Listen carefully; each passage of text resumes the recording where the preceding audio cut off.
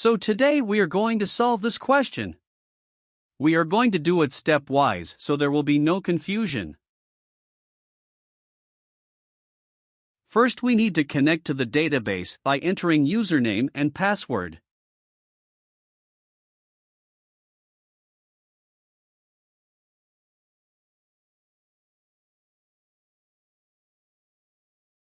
Step 2 is to connect to the server to start writing our PL SQL command.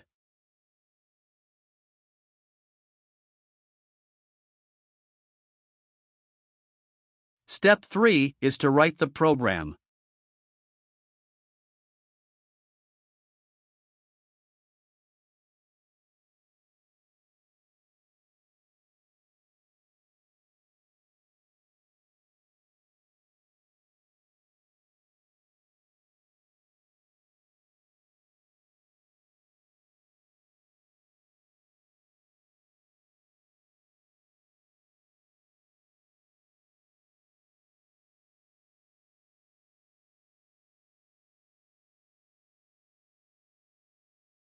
We successfully got the output. Thanks for watching and do subscribe if you like the video.